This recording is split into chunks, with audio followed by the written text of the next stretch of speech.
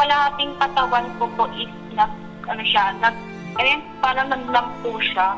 Tapos nag-seizure na din ako, tapos nanginginig siya. Tapos yung sinabi po ng doctor ko na yun po, may autoimmune disease. Mula sa ating satellite office sa Kongreso, makakausap natin ang 27 taong gulang na si Sheila May de los Santos na mula sa Quezon City. Ang kanyang hinaing, ang kanyang medikal na pangangailangan para sa kanyang dinaranas na depresyon at autoimmune disease. Magandang hapon, Sheila. Kamusta ka na ngayon, Sheila? Okay naman po, medyo pinakabahan po. Opo. So, kailan maaari nyo bang maikwento sa amin? Kailan ka nagkaroon ng ganitong uri ng sakit, itong autoimmune disease? Nag-ano po ako since nung last year, November po. Tapos, yung kalahating katawan ko po is parang naglampo siya. Mm-hmm. Tapos, nag-seizure na din ako, tapos nanginginig siya. Opo. Tapos, yun na. Tapos Opo. yung sinabi po ng doctor ko na yun po, may autoimmune disease po. Opo. Maliban dyan sa sinasabi mong naging epekto sa'yo ng ganitong uri ng sakit, ano pa yung mga naging sintomas nito sa'yo? Ano po, palagi yung sumasakit. Parang sumasakit yung ulo ko, saka, yung spinal cord ko po, palagi pong sumasakit po. Hanggang ngayon din po, naramdaman ko na sumasakit po siya. Mm-hmm. Tapos, yung kalahating katawan ko po is, parang nagdanag pa rin po siya. Tapos, parang pangiinig po, palagi po. Opo. Pero itong nararamdaman mo ay alam ba ng pamilya mo? Opo, alam po. Opo. Pero sa ngayon, isa ka bang estudyante, nag-aaral, or meron ka ng sariling pamilya na rin, Sheila? Nag-aaral po, kaso nga lang, nag-stop po ako. Opo. Tapos, wala po akong, single po. Opo. Opo. Magandang hapon, Sheila. Magandang hapon po. Opo. Sheila, ang ganitong sitwasyon, ito ay isang sensitibong paksa na may hirap minsan i-open sa public. Alam niyo ba yon, Sheila? Opo. Opo. Pero maaari ba namin malaman kung bakit ka nagkaroon ng depresyon? Dahil po sa mga bullying po. About sa, sa school, saka sa social media din po. So, naka-experience ka ng pambubuli? Opo. Opo. Pwede bang malaman namin anong klaseng pambubuli itong pinagdaanan mo sa mga kakilala mo, Sheila? Mga parang hate speech po, like mga masasakit na salita sa po. Okay. Minsan, po yun po. Eto bang mga nambubuli sa'yo, mga kaibigan mo dati, mga kakilala, kapitbahay, Mga kaklase ko po. mga kaklase? O, Yes po. kailan nag-umpisa itong pambubuli sa'yo, Sheila? Since nung bata pa po ako, hanggang ngayon po, sa college. Okay. So, since bata ka pa, talagang binubuli ka na nila? Yes po. Oo. Anong meron ka, Sheila? Bakit binubuli ka nila? Bakit tampulan ka ng pambubuli? Dahil parang, po ako dun eh. Masyado po akong pabibo po dun nung bata ako po. Masyado ka? Parang pabibo. Pabibo? like,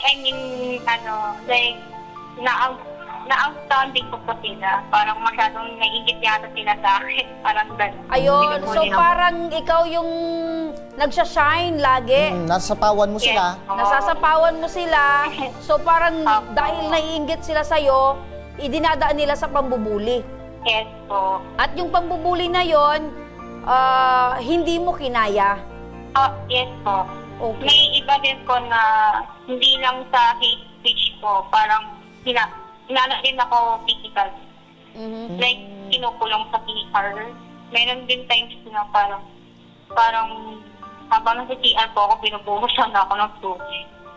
Grabe, Grabe. no? Grabe itong pinagdaanan mo.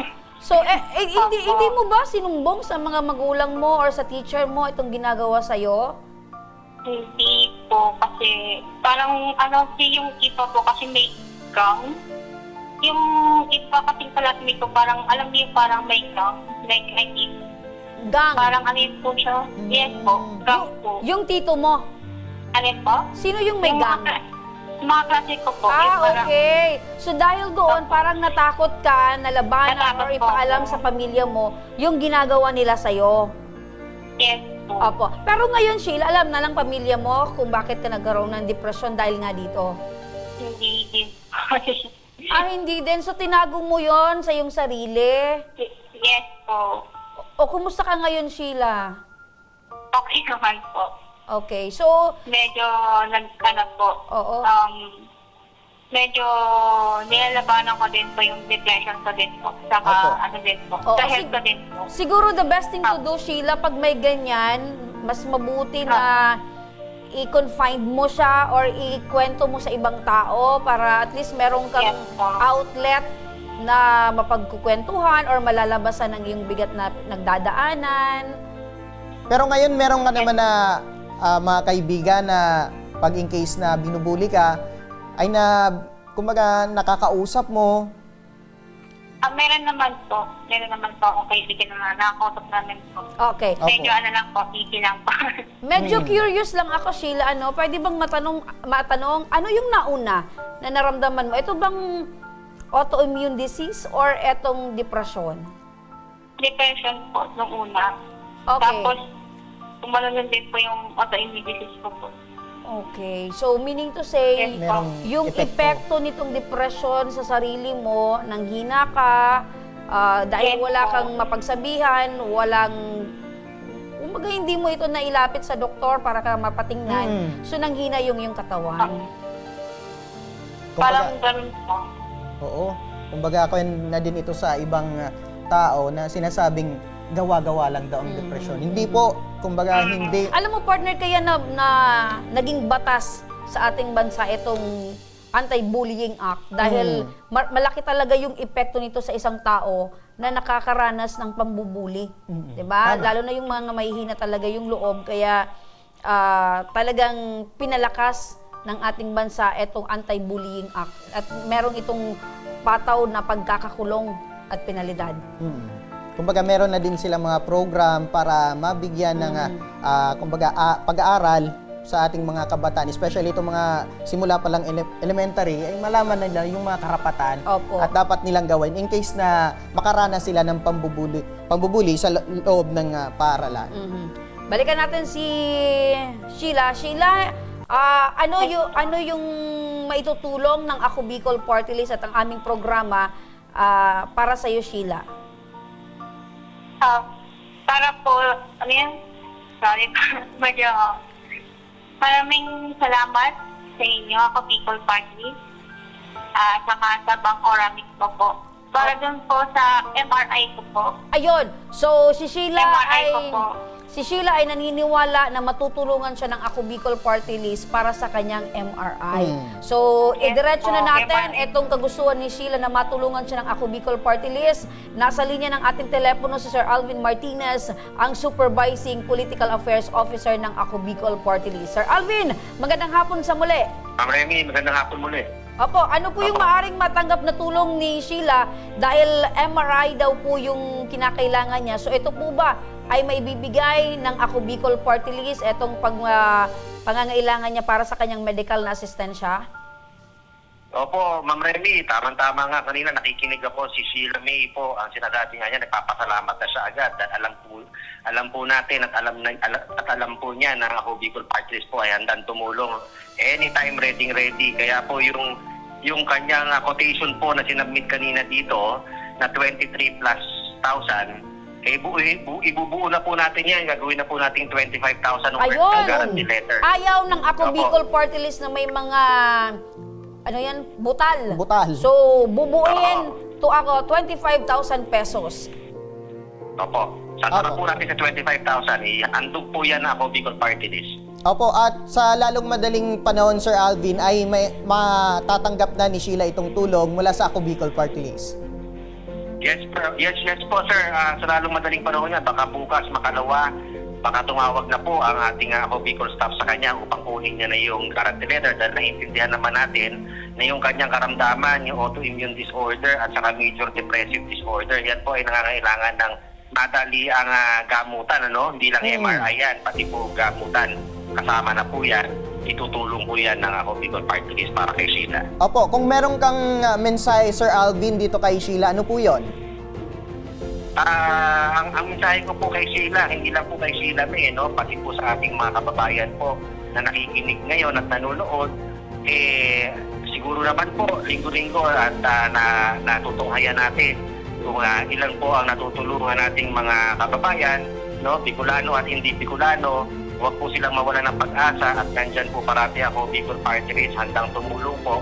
Mangyari lang po ay sabihin ko na rin, samantalahin ko na rin po yung schedule natin na ako, Bicol Party List po ay merong People's Day po tuwing Lunes dito sa North Gate po ng Batasang Pambansa sa Kongreso. Ito po ay tuwing Lunes po at nagsisimula po tayo ng alas 8 ng umaga hanggang alas 12 ng tanghali.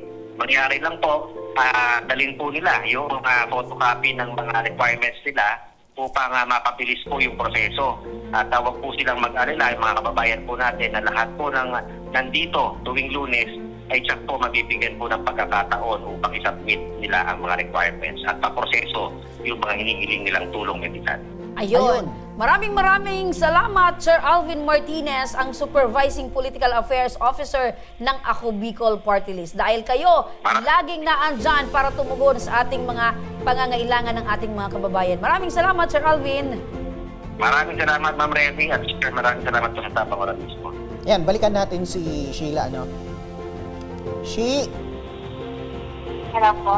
Opo, anong mensahe natin sa Ako Bicol Party List na sagot na itong inaalala mong pang MRI?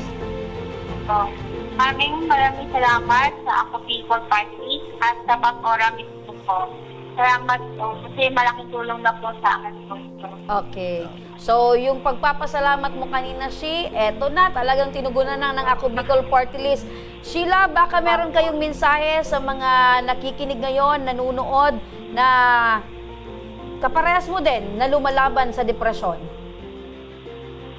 Ang masasabi ko lang ay stay strong kayo, saka maghanap kayo ng mga habits na ikakasaya nyo. Huwag niyong hayaan na umano kayo sa malungkot. Like, I mean, ibalik niyo yung sarili niyo.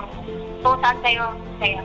Yan lang po. Ayun, tama yun, Sheila, no? Kung meron kayong nararanasan or pinagdadaanan na malungkot na parte ng buhay, doon kayo mag-focus sa masayang parte ng buhay.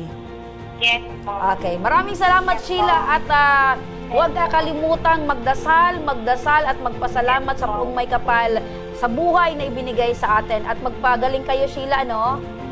Yes po. Ayan.